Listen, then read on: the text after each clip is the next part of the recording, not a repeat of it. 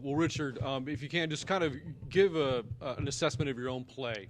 7 games into your time here at Texas State, first year with the program. How would you assess how you've done so far? I'm surprised how I'm doing. Came from a Division II program, and I was like, probably gonna see a lot better play. And I was proud of myself. Still got to get better. A lot of things to work on. Still seeing things that I got to fix to be better than I am now. So. You play next to Kyle Hergel on the offensive line. He's a guard. You're a tackle. What's it like getting to pair up with him, somebody who's been playing very well at that position? It's fun playing next to him. It makes my job easy, I think that's the whole line. When everyone plays well, it makes our job easier. So it's good playing next to Kyle. We spoke with Coach Spabb earlier about the offense again. I know the opponents have had a lot to do with it because the ones on the road admittedly have been tougher than some of the ones at home. But why do you think the offense plays better at home than on the road? I think we play good on the way, I feel like, but I think we just gotta. It's tough. It's tough. Like Spabb, it's not. Those guys are playing good at home too. For the way other teams. Mm-hmm. So I think for us, what we got to change is just keep practicing hard, and just stick with it, and get our mindset right going into it. Just don't worry about the way or home. Just play ball. Something else we spoke to him about is the fact that this will be 8 straight weeks of football for you guys. Not without getting a bye. You finally get it next week. I know that could be taxing on every position, but for an offensive lineman specifically, how much are you looking forward to finally getting an off week next week? I'm excited. Hopefully I get some time to get in the deer stand, It's getting that time of the year. But it's going to be good, get our bodies back. I didn't get a bye week at Division II, and we played playoff football, so we were in there for a while. I think we had a bye week the first week of the season. That was it, and you play ball. Yeah. So it's nice to get this bye week, get our bodies on there, get recovered, get a break from things and get back into it.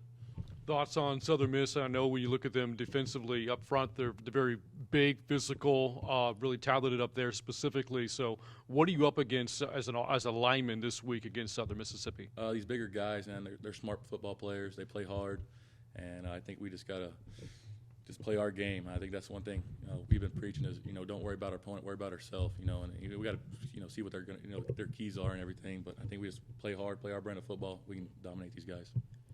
Richard, you guys have played 3 really tough opponents the last 3 weeks. James Madison, who will obviously be a big factor in the years to come in the FBS, then Appalachian State, who rode high. You guys did a great job with them. And then Troy playing so well against them. What has the confidence been building at least the last 2 games where you guys dominated Appalachian State? You all, for the first time in a while, had a chance to beat Troy at Troy. I think it helped us get our mindset right to realize that if we play hard and play clean football, we can play with anybody in this conference.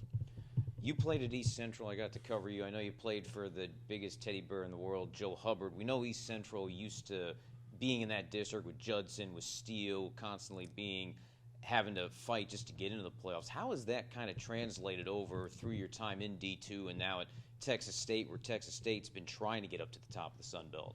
Every week's a fight. You got to go out there and play hard.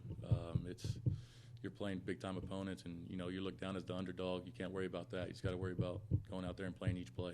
What did Joe Hubbard teach you when you were at East Central? I know you're smiling, and I'm not going to let you off that easy about Hubbard, but with what he was able to instill in you going and taking that into D2 and then into Texas State. He taught me to play, have fun when I do it, all the time. We're playing football, and we're doing it because we love it. And you got to enjoy every moment you get because it's going to go by fast. He talks about his career and playing with UT and stuff, how fast it went by. And he said you just got to embrace every moment, and just play ball. I know Joe real well. I got to have at least one quick story about Hubs, just because of what he's probably the most unique coach in high school football in San Antonio. I don't know if you know his brother as well, MJ. So I was playing D-line in high school. I didn't play O-line. And when they first came to East Central my senior year, we invited them over to our house for dinner. And you see these 2 guys who are ginormous, big as I, probably 350 pounds. That's probably on the light end. And they come into our house and they sit down in our chairs. And these things are cracking, I'm telling you. And these big old guys, I'm like, y'all are some big jokers. But they're just 2 guys that love the game, and they're passionate about what they do. And they brought East Central, a long way. They get them guys riled up and get them playing well. So I'm proud of them, and I appreciate them as much as they've done for me. Getting back to Texas State, they've never been to a bowl game. They're in contention, probably going to have to win this week to have a shot at it. Just what's the mood been with the players? I know you're kind of new to the program first year, but the mood of this locker room where now they actually have something to play for instead of just trying to find ways to win. I think we're just worried about 1 week at a time. You know, we can't look in the future right now. We just got to worry about this week. The bowl game will come if we worry about 1 week at a time. Thank you, Richard.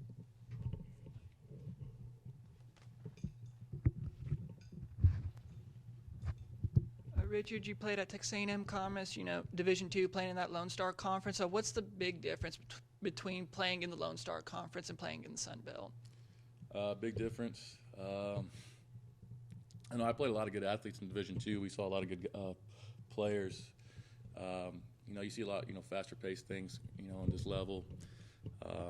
More, you didn't, Division II, you didn't get the nice things. So it's kind of nice coming here and seeing the nicer facilities, and, you know, you get to eat a lot more. You're not out there working. You know, I was working a job playing football and still on scholarship. So, you know, I mean, it was still tough to make it. You know, it's kind of nice to come here and, you know, enjoy things and enjoy the football and not have to worry about everything else.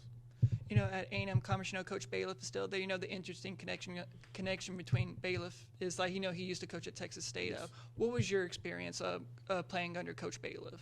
Coach Bailiff's a good guy. He's a player's coach, man. He wants to do anything to help his players, and he's got that program rolling right now. You know, they just had a big upset last week, big win this week, and I'm proud of them guys, you know, and it was tough leaving there. But I had to make the change for myself, you know, to put myself in an uncomfortable position. So, but Bailiff's a good man.